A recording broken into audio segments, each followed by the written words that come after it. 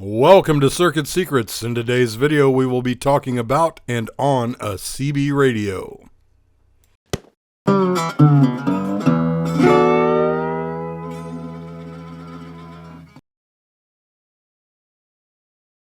In the United States, the CB radio was once the smartphone of its day. CB stands for Citizens Band. A CB radio could once be found in almost everyone's cars and trucks. They were used by both individuals and businesses. The CB radio was used by truckers to track road conditions and police positions. The CB radio was heavily regulated, and people needed a license to operate them. As cell phones and computers became popular, the CB radio fell into obscurity. Today, the CB no longer requires a license, and there is a resurgence happening among people looking for the nostalgia of CB radio. The FCC recently opened up the Citizens Band to using FM. FM stands for frequency modulation. It is an alternative to AM or amplitude modulation and single sideband, which are the other two modes of operation currently allowed on the CB radio. CB radio is a decentralized form of communication. Unlike cell phones, which require towers operating between phones to provide service, the CB radio can communicate directly with other CB radios. A CB radio setup requires a radio with mic, an antenna, a power source, and some cabling.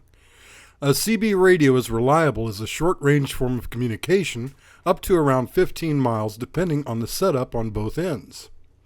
This makes CB radio a great form of emergency short-range communication. Long-range communication is possible when atmospheric conditions allow a phenomenon called skip.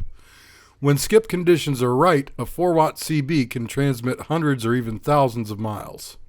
Many people interested in electronics share an interest in radio. The cheapest and easiest two-way radio to set up is a CB radio.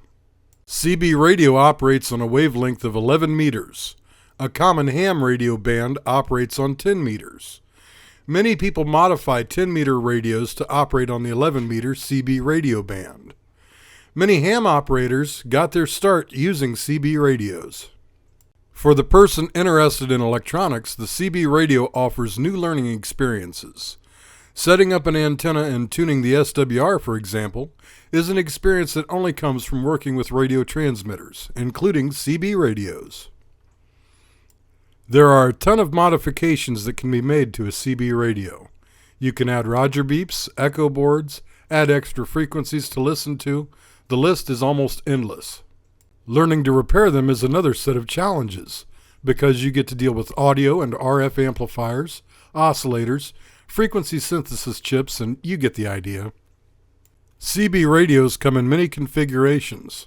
This is a friend's CB radio setup and collection. This is the CB radio I use. There is an SMPS power supply to power the CB radio. I have a SWR meter connected to check the condition of the antenna.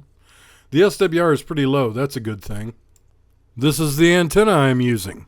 It's a homemade variant of a multi-band 40-meter antenna modified for 11-meter.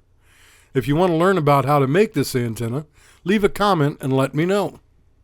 Let's see if we can reach anyone. It's common courtesy to call break when you start talking. Break channel.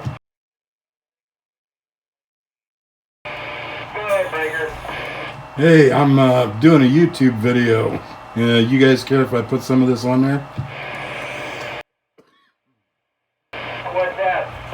Just some of us talking. Well, you gotta ask them. I don't care, but you gotta ask them. You can put me on anything as long as it ain't the electric chair. 10-4. Thank you very much. There are still a few people using the CB radio in my area. I hope you enjoyed this video. If you want more CB radio content, let us know. Please don't forget to like and subscribe.